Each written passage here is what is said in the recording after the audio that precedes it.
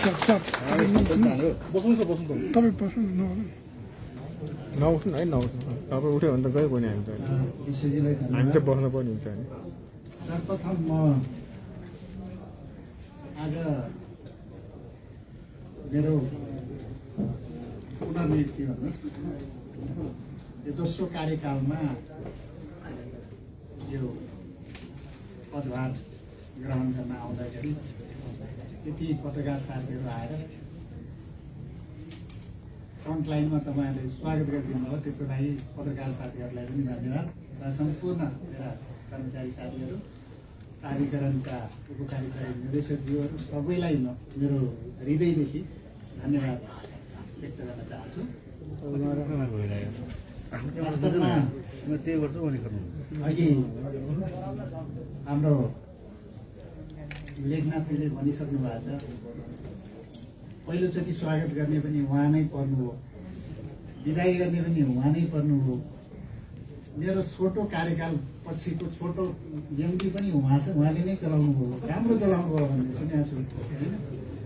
र त्यसपछि फेरि स्वागत गर्ने पनि उहाँ नै पर्नुभयो र उहाँसँग मैले धेरै काम गर्ने मौका पाएँ र यहाँ उपस्थित सम्पूर्ण कार्यकारी उपकार्यकारी निर्देशकहरू सबैसँग जुन हिसाबले मैले पहिलो कार्यकाल बुझाएँ, एउटा टिम वर्क जुन भयो, राम्रो टिम बन्यो, त्यसले हामीले केही उपलब्धि यो इनर्जी सेक्टरमा हासिल गऱ्यौँ। त्यसको साथसाथै यहाँ सम्पूर्ण प्राधिकरणका करिब जलधारीसहित 15,000 कर्मचारी साथीहरूले हाम्रो म्यानेजमेन्ट टिमलाई जुन सहयोग गर्नुभयो र कर्मचारी ट्रेड युनियनका साथीहरूले जुन किसिमले सहयोग गर्नुभयो त्यो एकदमै उल्लेख्य सहयोग थियो र त्यो सहयोगकै कारणले हामीले प्राधिकरणको एउटा हाइट उचाइ माथि लान सम्भव भयो। त्यसको साथसाथै नेपाल सरकारका प्रधानमन्त्री लगायत सचिव, हाम्रा बोर्ड मेम्बर, सायद केही बोर्ड मेम्बरहरू त हाम्रो सुरुदेखि नै हामी कन्टिन्यू छौँ, अहिले पनि हुनुहुन्छ। आजको कार्यक्रममा बोर्ड मेम्बर साथीहरूलाई पनि खबर नभएको जस्तो लाग्यो। वास्तवमा मैले नै भनेको थिएँ यो कोभिडको कारणले सानो यो अफिसमै तलको चाहिँ सानो हलमा उपकार्यकारी निर्देशकज्यूहरूलाई बोलाउने, ट्रेड युनियनका अध्यक्षज्यूहरूलाई मात्रै राखेर केही सानो कार्यक्रम गरौँ, यो कार्यक्रम नगरौँ भनेर मैले भनेको थिएँ। उहाँहरूको चाहिँ व्यवस्थापनले सम्भव भएन जस्तो लाग्यो र वास्तवमा यो पत्रकार साथीहरू पनि धेरै उपस्थित हुनुभएको र यहाँ थोरै मात्र जम्मा गर्दा पनि धेरै उपस्थिति भएको हुनाले सम्भव भएन भन्ने कुरा आयो। त्यो भएको हुनाले हामी माथि अहिले उभिएर अलिकति रिस्क मोलेर भए पनि हामी यहाँ बसिरहेका छौँ। कोभिडको कारणले हामी सतर्क हुनुपर्छ, सधैँ नै सतर्क हुनुपर्छ। अब आज जुन हिसाबले म यहाँ आएको छु, नेपाल सरकार मन्त्री परिषदको जुन निर्णयअनुसार 4 वर्षको लागि भनेर मलाई जुन कार्यभार तोकिएको छ र निवर्तमान कार्यकारी निर्देशक हितेन्द्रजीलाई पनि 4 वर्षको नियुक्ति चाहिँ ऊर्जा तथा जल शक्ति आयोग हो वास्तवमा त्यसको गठन आदेशै परिवर्तन गरेर पूर्णकालीन सदस्यको रूपमा र यहाँ खाइपाई आएको तलब भत्ता सहित विशिष्ट श्रेणीमा उहाँलाई पनि 4 वर्षको नियुक्ति दिएको छ। सायद नेपाल सरकारले उहाँको पनि सम्मान गरेको जस्तो लाग्छ। Right man in right place भन्दाखेरि उहाँको जुन किसिमको विज्ञता, जुन टेक्निकल विज्ञता लेख्न चाहिन्छ त्यो ठाउँ उहाँको लागि उपयुक्तै जस्तो लाग्छ। यो ठाउँ उहाँको लागि उपयुक्त छैन भनेको पनि होइन। उहाँहरूले अहिले म जुन ठाउँमा उपस्थित भएको छु, हिजोका सम्पूर्ण निमित्त भएर चलाउनुभएका र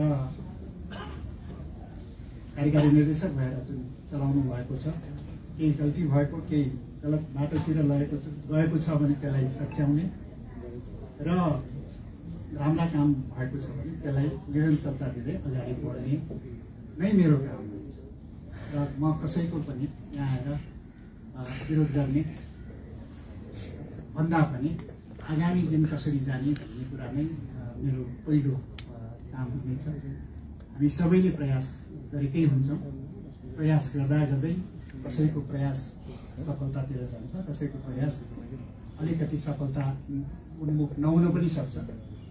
म्यानेजमेन्ट एन्ड लिडरसिप भनेको अलिकति फरक पनि हुन्छ। व्यक्तिमा टिम बिल्डिङ प्रोसेसमा टिमको स्पिरिट, टिमलाई मोबिलाइज कसरी गर्ने, मोटिभेट कसरी गर्ने भन्ने कुराहरूमा फरक हुन सक्छ। त्यसले रिजल्टमा फरक ल्याउन सक्छ। त्यो भएको हुनाले कुन ठाउँमा कुन व्यक्ति लिडरसिपमा उपयुक्त भन्ने कुरा चाहिँ हामीले माथिदेखि नै हेर्नुपर्ने हुन्छ। सबैले आफ्नो क्षमता अनुसार काम गरेकै छ, उहाँलाई सम्मान दिनैपर्छ। जसले आजसम्म जे चाहिँ उपलब्धि हासिल गर्ने काम गर्नुभएको छ सबैलाई म धन्यवाद दिन चाहन्छु। आगामी दिनमा हामी कसैको पनि चाहिँ कुरा काट्ने र कसैको बारेमा टिका टिप्पणी गर्ने भन्दा पनि अगाडि कसरी बढ्ने भन्ने कुरा अगाडि जाउँ। त्यो नै हाम्रो लागि विद्युत प्राधिकरणको लागि एकदमै महत्त्वपूर्ण कार्य हुनेछ। र मेरो वास्तवमा पर्सनल कुरा गर्ने हो भने मैले यो सेकेन्ड इनिङ, यो दोस्रो कार्यकालको लागि जुन हिसाबले स्वीकारेर आएको छु, ठुलो चुनौती स्वीकारेर आएको छु। वास्तवमा मेरो व्यक्तिगत जीवनमा यो जति चुनौती मलाई लाग्छ अरू हुने छैन। म यसो सोच्छु, वास्तवमा मलाई यो दोस्रो चाहिँ कार्यकालमा आउनै पर्छ भन्ने मलाई त्यस्तो पनि थिएन।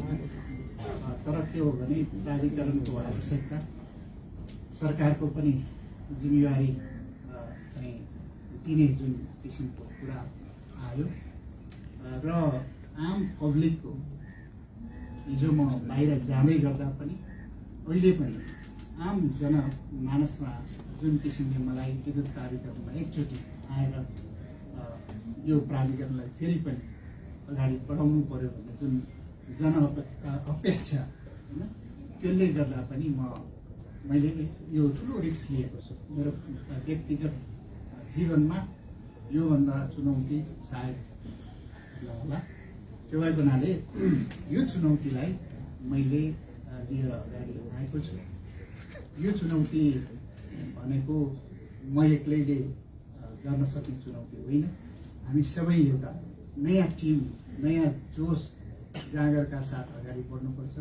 सायद हिजोको टिमका साथीहरू धेरै रिटायर भइसकेको पनि छ, कोही साथीहरू रिटायर हुने चरणमा पनि छ।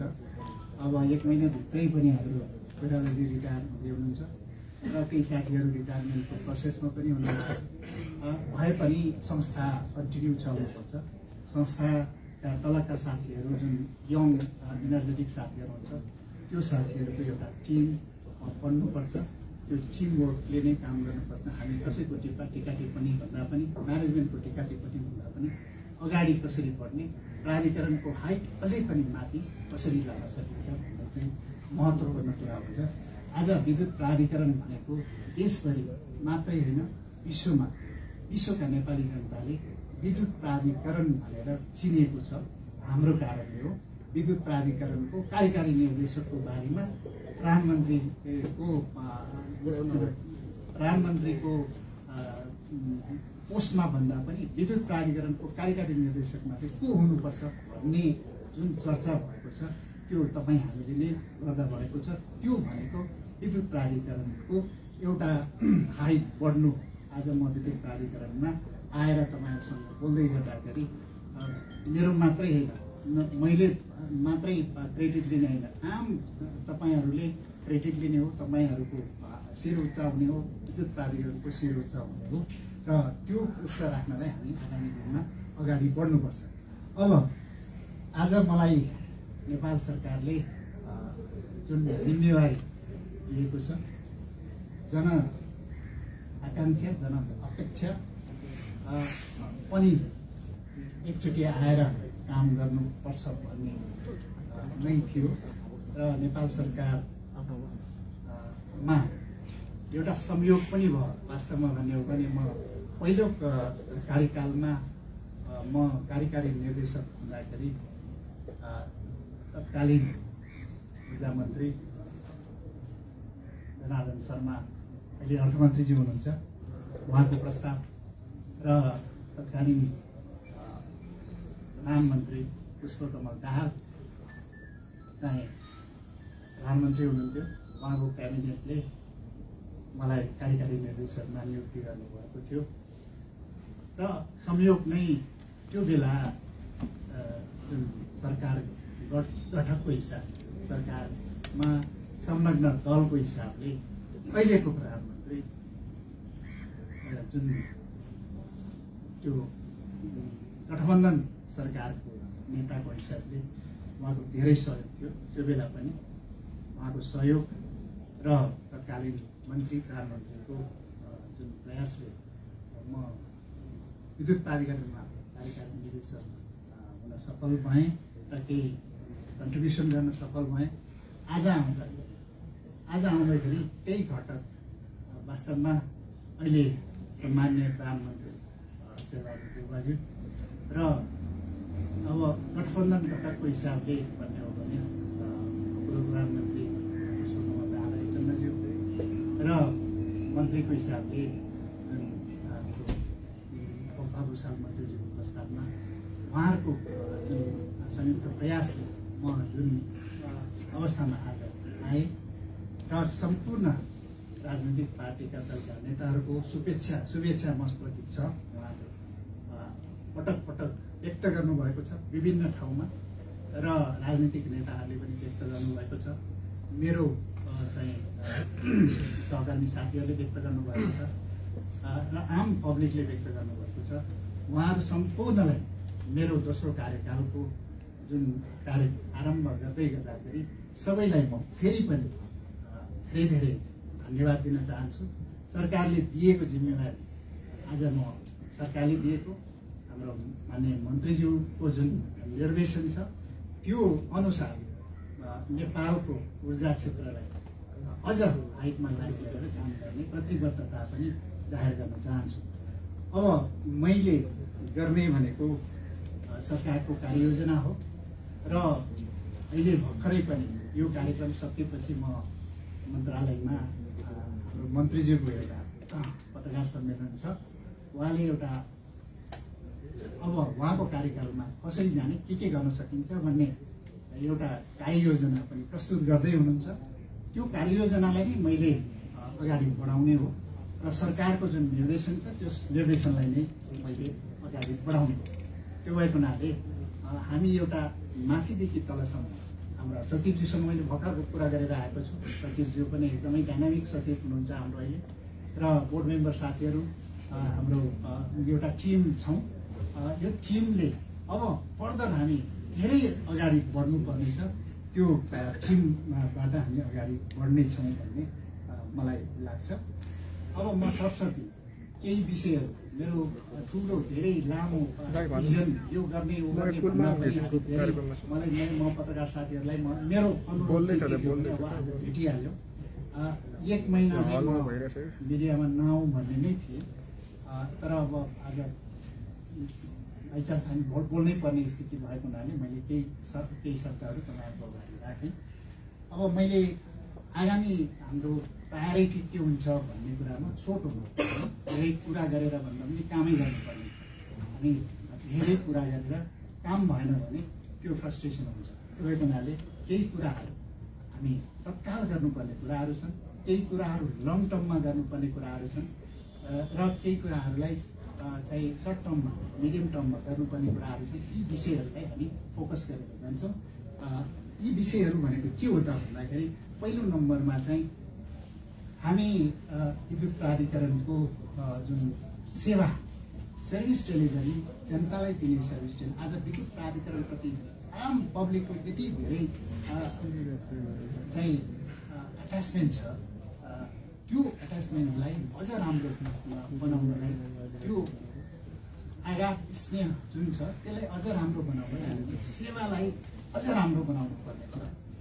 अब विद्युतको इन्टरप्सन जुन हिसाबले रिलायबिलिटी क्वालिटीको जुन गुणस्तरको विषयहरू छन् त्यसलाई एकदमै राम्रो किसिमले अगाडि बढाउनु पर्नेछ। हामीले जुन धेरै सेवाहरू छ मिटिङको बिलिङको सबै सेवाहरू छ त्यसलाई हामीले एकदमै राम्रो किसिमले त्यसलाई अगाडि बढाउनु पर्छ। यो ग्रिभेन्स ह्यान्डलिङको जुन किसिमको विभिन्न किसिमको हाम्रो गुनासोहरू आउँछन् त्यो गुनासो व्यवस्थापन कसरी गर्ने भन्ने विषयलाई पहिलो प्राथमिकता दिएर अगाडि बढ्नुपर्छ। त्यो सँगसँगै हाम्रो विद्युत प्राधिकरणभित्रको हाम्रो सुशासन र विद्युत प्राधिकरणभित्रको हाम्रो चाहिँ धेरै कुराहरूमा धेरै ठाउँहरूमा गुनासो आएका जुन अनियमितताका विषयहरू छन् यो जुन त्यो सुशासनको विषयलाई हामीले एकदमै महत्त्वपूर्ण विषय लिएर अगाडि बढ्नुपर्नेछ। सुशासन र यो गुणस्तरीय सेवा नै हाम्रो प्रमुख उद्देश्य हुनुपर्नेछ। त्यसरी अगाडि बढ्नु पर्नेछ भने हामी त्यो कार्यलाई राम्रोसँग ह्यान्डलिङ गर्नको लागि हामी वितरण प्रणालीमा अटोमेसन डिजिटाइजेसन यो संस्थाले कसरी डिजिटाइज गर्ने भन्ने कुराहरूमा अगाडि बढ्नुपर्नेछ। र यो अहिले हामी स्मार्ट मिटर केही हामी सुरु गरेका थियौँ। त्यो स्मार्ट मिटर पाइलटको रूपमा राम्रै देखिएको छ। देशभरि स्मार्ट मिटर प्रयोग गर्दा यो टाइम अफ द डे मिटरमा चाहिँ बिलिङहरूको अहिले माननीय मन्त्रीज्यूबाट यो डिफ्रेन्ट टाइमको चाहिँ समायोजन यो टेरिफको समायोजनको कुराहरू आइरहेको छ। त्यसलाई चाहिँ हामीले प्रयोग के अरे इम्प्लिमेन्टेसन गर्नको लागि स्मार्ट मिटरको आवश्यक छ। डिस्ट्रिब्युसन कन्ट्रोल सेन्टरहरू लगायत हामी धेरै कामहरू डिस्ट्रिब्युसन सेक्टरमा गर्नुपर्ने छ भने अहिले चाहिँ तपाईँले देखिराख्नु भएको होला अन्डरग्राउन्ड केबलिङ हामीले सुरु गऱ्यौँ तर अन्डरग्राउन्ड केबलिङको इफेक्टिभ इम्प्लिमेन्टेसन हुन सकेन। म आजै पनि म उहाँहरूसँग कुरा गरिदिन्छु जुन हिसाबले हामी जुन उद्देश्यका लागि साथ हामी त्यत्रो लगानी गरेर अन्डरग्राउन्ड केबलिङ गर्दैछौँ त्यसको इफेक्टिभ चाहिँ इम्प्लिमेन्टेसन भइरहेको छैन। जहाँ जहाँ चाहिँ सजिलो छ त्यहाँ चाहिँ हाम्रो स्कोप मात्रै सिद्ध्याउने कामहरू भएको जस्तो देखिन्छ। त्योलाई बन्द गर्नुपर्छ। हामीलाई आवश्यक परेको ठाउँमा यो जुन सहरलाई सुन्दर बनाउने र यहाँको डिमान्डलाई पनि चाहिँ म्यानेजमेन्ट गर्ने हिसाबले अगाडि आउनुपर्छ र सजिलो हिसाबले स्कोप सिद्ध्याउने काम त्यत्रो खर्च गरेर अगाडि बढ्नु हुँदैन। र यो सहरलाई सुन्दर बनाउनको लागि पोल रहित बनाउनको लागि तार रहित बनाउनको लागि जुन हामी खर्च गरिरहेका छौँ त्यो इफेक्टिभ रूपले इम्प्लिमेन्टेसन गर्नुपर्नेछ। भर्खरै पनि सजिलोसँग कुरो भएको छ। सडक विभागदेखि लिएर सबैसँग हामी कोर्डिनेसन गरेर अगाडि बढ्नुपर्नेछ। त्यो हामी चाँडै नै त्यसलाई चाहिँ इम्प्लिमेन्टेसन गर्नु पर्नेछ। र ट्रान्समिसनमा अघि धेरै कुरा आयो। ट्रान्समिसनको लगायत ट्रान्समिसनको धेरै प्रोजेक्टहरू नआउँदाखेरि हामी पेनाल्टीमा राख्ने स्थिति हामी केही इम्पोर्ट गर्नुपर्ने तर हाम्रो इनर्जी स्पिल भएको स्थिति जुन इनर्जी चाहिँ हाम्रो खेर गएको स्थिति जुन छ त्यसलाई तत्काल ट्रान्समिसन प्रोजेक्टहरूलाई सम्पन्न गर्ने हिसाबले अगाडि बढ्नुपर्छ। सोलुपरिको केही कुराहरू आएको छ। प्रोजेक्ट आइसकेको त तर ट्रान्समिसनमा समस्या भएको कुराहरू छन्। धेरै समस्याहरू छन्। त्यो समस्यालाई तत्काल समाधान गरेर अगाडि बढ्नुपर्नेछ। र अहिले क्रस बोर्डरको रूपमा बुटोल गोरखपुरको ट्रान्समिसन लाइन म वास्तवमा हुनुभन्दा करिब 6-7 महिना अगाडि नै क्याबिनेटमा पठाएको थियौँ। बुटोल गोरखपुर ट्रान्समिसन लाइन चाहिँ बनाउनको लागि इन्डियाको पावर ग्रिड कम्पनीको मोडलमा जानको लागि त्यो अहिलेसम्म भएको रहन्छ। भर्खरै मैले मन्त्रालयमा बुझ्दाखेरि बुटोल गोरखपुरको ट्रान्समिसन लाइनको क्याबिनेटबाट स्वीकृति भएर आएको छ। अब तत्कालै हामी पावर ग्रिड कम्पनी लागेर अगाडि बढ्छौँ। त्यो सेकेन्ड सर्किट हाम्रो लागि धेरै महत्त्वपूर्ण हुन्छ। त्यो हामी अगाडि बढ्छौँ र बुटोल पश्चिमको 400 केबी ट्रान्समिसन लाइन पनि अगाडि बढाउनु पर्नेछ। त्यो एडिबीको सहयोगमा तत्काल त्यो अगाडि बढाएर नेपालको चाहिँ यो ट्रान्समिसन मास्टर प्लान अनुसारको काम चाहिँ सम्पन्न गर्नुपर्नेछ। र अब जेनेरेसनमा हामी वास्तवमा मलाई चार्ज लाग्ने गर्छ। जेनेरेसनमा चाहिँ ठुला प्रोजेक्टहरू मेरो कार्यकालमा भन्ने जुन चार्ज लाग्ने गर्छ म त्यसलाई 100% म स्वीकार गर्दिनँ। हामीले धेरै प्रोजेक्टहरू ल्याएका थियौँ तर त्यो प्रोजेक्टहरूको चाहिँ स्टडीको चरण धेरै लामो भयो। जस्तो अप्पर अरुण भन्नुहोस् 1060 मेगावाटको त्यो नेपाल सरकारले हामीले कम्पनीमा चाहिँ ट्रान्सफर पनि गर्यो। त्यो स्टडी करिब डिटेल फिजिबिलिटी सकिसकेको छ। केही चाहिँ डिटेल डिजाइनहरूको पार्ट बाँकी छ भने त्यसलाई तत्काल हामी नेपालको पानी जनताको लगानी भनेर जुन पहिलो चरणमै तत्कालीन मन्त्री जनार्दन मन्त्रीज्यूको पालोमा त्यसपछिको हाम्रो चाहिँ माननीय उस्मान पुनको पालोमा र अहिले पनि माननीय मन्त्रीज्यूको पालोमा हामी त्यसलाई एग्रेसिभली बढाउनु पर्ने छ। त्यो कुन प्रोजेक्ट हुन सक्छ भने यो अपहरण भयो, त्यस्तै गरेर हामी तामाकोसी 5 भयो र चैनपुर सेती भनेर एउटा हामी रेडिमेड हालतमा छौँ 210 मेगाको, तामाकोसी 500 मेगाको करिब फाइनेन्सियल क्लोजरमा पनि छौँ र नेपालको लगानीलाई अगाडि बढाउनुपर्छ। अब नेपालको लगानी जलविद्युतमा बढीभन्दा बढी गर्नुपर्छ भन्ने नै हो। तामाकोसी आएको छ, तामाकोसी लामो समय भए पनि तामाकोसी आयो, तामाकोसीको चाहिँ जुन हामी इनर्जीबाट हामी जुन रेभेन्यू जेनेरेट गर्छौँ वर्षको चाहिँ टोटलमा भन्ने हो भने करिब 20 अरबको रेभेन्यू जेनेरेट गर्छौँ। यही भित्र रहन्छ, त्यो रेभेन्यू मात्रै युज गर्दा पनि हामी हजारौँ मेगाको चाहिँ प्रोजेक्टहरू सञ्चालन गर्ने अवस्थामा पुगेका छौँ र सञ्चय कोष लगायत सिआइटी सबैले चाहिँ अब ठुला प्रोजेक्टमा जाने इच्छुक पनि हुनुहुन्छ। त्यो भएर अब ठुला प्रोजेक्टहरू हामीसँग अहिले तत्काल सुरु गर्न सक्ने प्रोजेक्टहरू यिनीहरू छन्। उत्पादन कम्पनी अन्तर्गत छन्, पोखर कर्णाली, किमाधन करुण भन्ने प्रोजेक्टहरू राम्रा प्रोजेक्टहरू छन्। सबै प्रोजेक्टहरूलाई अब हामी चाहिँ अगाडि बढाउनुपर्छ। यो प्रोजेक्टहरू आज सुरु गरेर हामी 5 वर्षभित्र आउँदैन, करिब कम्तीमा 7 वर्ष लाग्छ। तामाकोसी त्यो बेला सुरु गरेको हुनाले आज आयो होइन, आएको हुनाले तामाकोसीको एउटा चाहिँ करिब 300 मेगावाट एउटै प्लान्टबाट आउँदाखेरि यसको हाम्रो अपरेसन नै एउटा चेन्ज भएको छ, अपरेसन सेड्युलै चेन्ज भएको छ। त्यो भएको हुनाले हामी ल्याउनुपर्छ, धेरै ठुला प्रोजेक्टहरू ल्याउनुपर्छ। रिजर्भर प्रोजेक्ट यति जरुरी छ। यो चाहिँ दुधकोशी एउटा हाम्रो अहिले रेडिमेड प्रोजेक्ट छ। अरू पनि प्रोजेक्टहरू मन्त्रालयबाट गर्ने भनेर अगाडि बढाइएको छ। जति पनि हामी अहिले भन्नुभयो धेरै लाइसेन्स हामीले पनि प्राप्त गर्नुपर्छ भनेर, त्यो लाइसेन्स प्राप्त गर्ने चरणमा हामी मन्त्रीज्यूसँग पनि कुरा गर्छौँ। ठुला रिजर्भर प्रोजेक्टहरू आज सुरु गर्नुपर्छ, त्यसको फाइनेन्सिङ हामीले गर्नैपर्छ। हामी छोटो समयमा करिब 1 वर्षभित्र हामी यी प्रोजेक्टहरूको फाइनेन्सिङ गरेर अगाडि बढ्ने चरणमा जानैपर्छ। त्यसले गर्दाखेरि अगाडि बढिसकेपछि त्यो प्रोजेक्टहरूले एउटा बाटो लिन्छ र लामो समय 6-7 वर्ष 10 वर्षपछि भए पनि त्यो प्रोजेक्टहरू आउने चरणमा हुन्छ। त्यो हाम्रो लागि नेपालको पानी जनताको लगानीको पार्ट त्यो एउटा भयो भने प्राइभेट लगानीलाई अहिले पिपिए गर्नु हुँदैन भन्ने कुरा आयो। अब कस्तो प्रोजेक्टलाई पिपिए गर्ने, कस्तोलाई नगर्ने भन्ने एउटा सेलेक्टिभ हुनैपर्छ। हामी पिकिङ रन अफ रिभरको प्रोजेक्टहरू हामी प्रायोरिटीमा जानुपर्छ भन्ने हाम्रो अहिलेको जुन हाम्रो प्रायोरिटी छ। पिकिङ रन अफ रिभर प्रोजेक्टले हाम्रो नेपालको सिस्टमलाई पनि राम्रो गरेको छ भने अहिले इन्डियामा दिनलाई सप्लाईको लागि हामीले धेरै राम्रो गर्ने अवस्थामा छ। त्यो भएको हुनाले त्यो कसरी जाने भन्ने कुरा हामी एउटा चरणमा र त्यसलाई कसरी ट्रान्सपरेन्ट गर्ने, पिपिएलाई पनि अब कसरी ट्रान्सपरेन्ट गर्ने भन्ने कुरामा हामी धेरै चाहिँ सजग हुनुपर्ने र त्यसलाई एउटा नयाँ किसिमको मोडलमा जानुपर्ने स्थिति चाहिँ हामी छलफल गरिरहेका छौँ।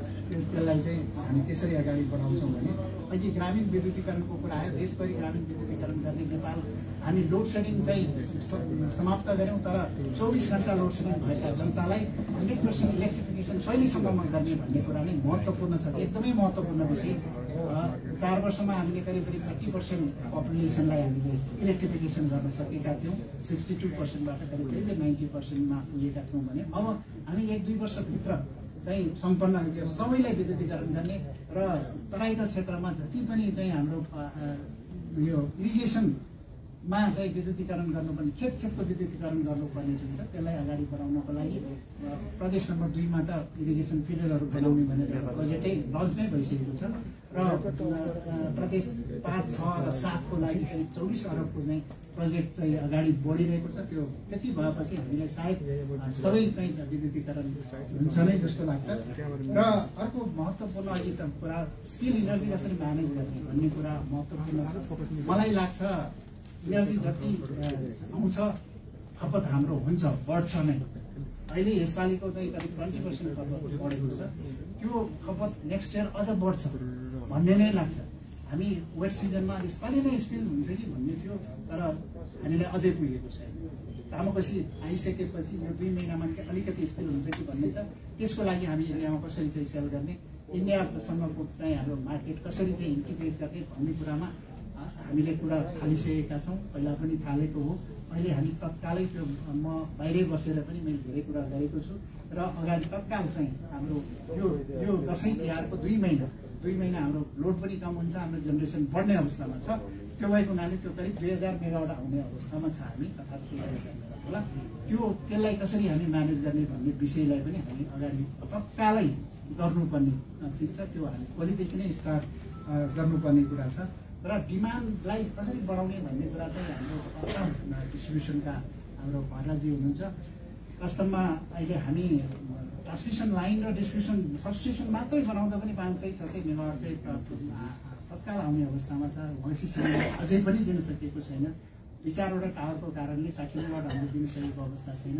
अनि डिमान्डको मलाई त्यति प्रब्लम जस्तो लागेको छैन। अझ हामीले गर्नुपर्ने चाहिँ इन्फ्रास्ट्रक्चर ट्रान्समिसन डिस्ट्रिब्युसनलाई नै बढी फोकस गरेर अगाडि बढ्नुपर्छ। डिमान्ड आउँछ र केही चाहिँ स्किल हुन्छ भने इन्डियन मार्केट, इन्डियाको बङ्गलादेशको मार्केटमा हामी जानैपर्छ। क्रस बोर्डर ट्रेडिङ हामीले गर्नैपर्छ। ट्रान्समिसन लाइन हाम्रो छ अहिले नै। त्यो भएको हुनाले त्यसमा त्यति प्रब्लम नहोला। र अब यो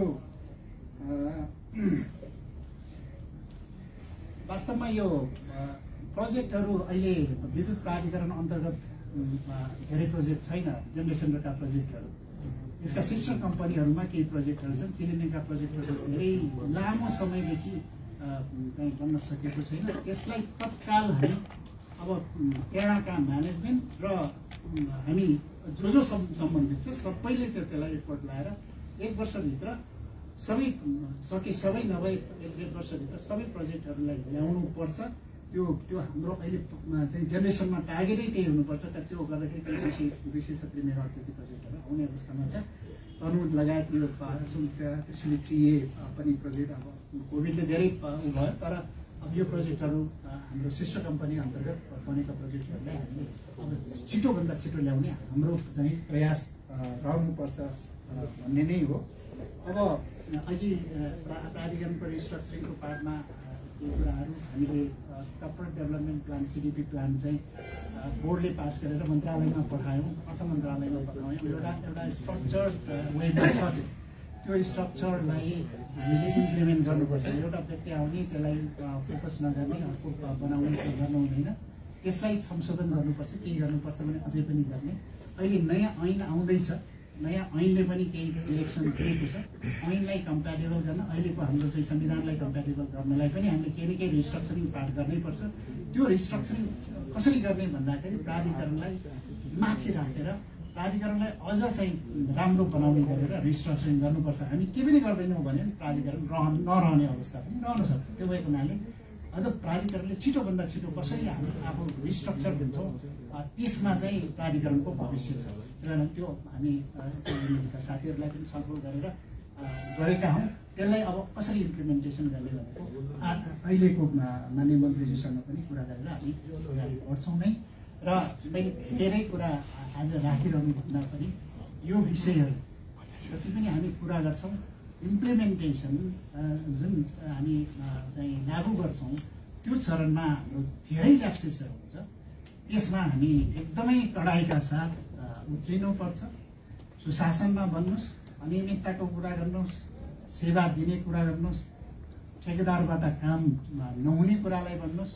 अब धेरै निर्माण व्यवसायीहरूले काम लिने काम नगर्ने जुन स्थितिहरू छ, अब त्यो छुट कसैले पाउँदैन।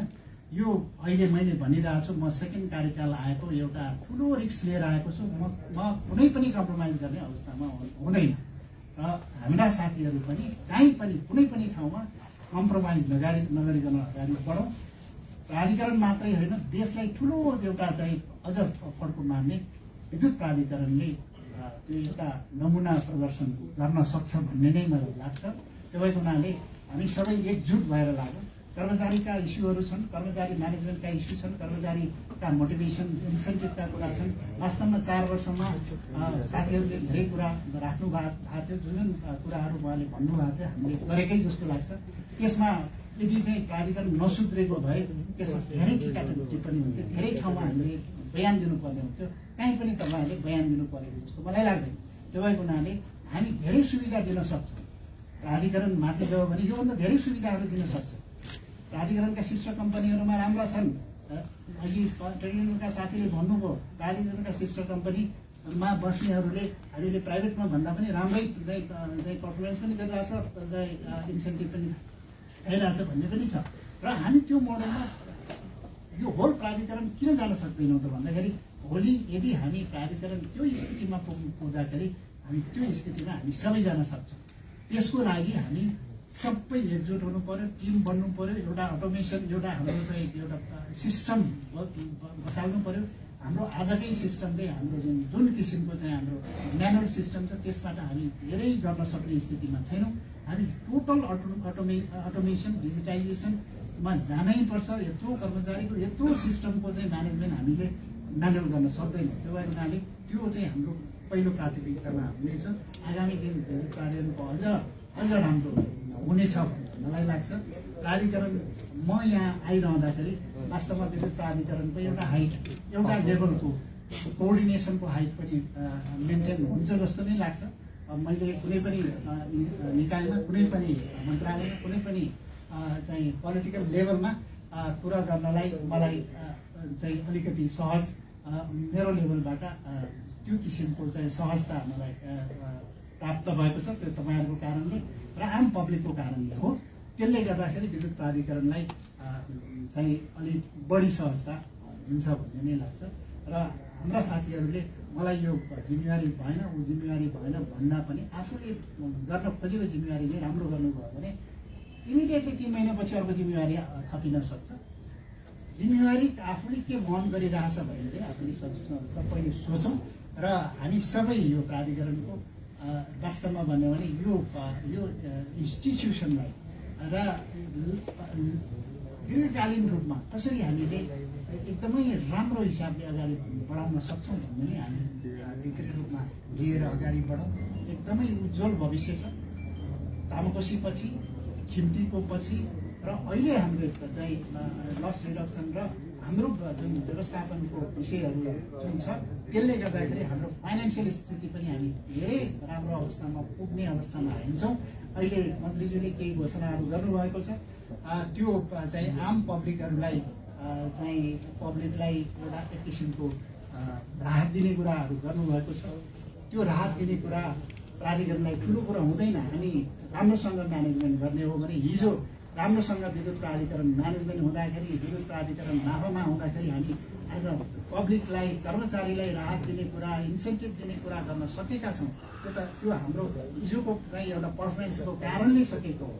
र आज हामी फेरि पनि हामी त्यो पर्फर्मेन्स गर्न सकेनौँ भने हामी जति पनि आम जनतालाई दिने भनेका छौँ त्यो नगर्न सक्ने स्थितिमा पनि हुनसक्छ। त्यो भएको हुनाले जुन किसिमले हामीले जनतालाई जुन चाहिँ एउटा निःशुल्क दिने भन्ने कुराहरू छ 30 मिनटसम्मको त्यो विषयहरूलाई पनि समाधान गर्नको लागि हामी व्यवस्थापन चुस्त बनाउनुपर्छ।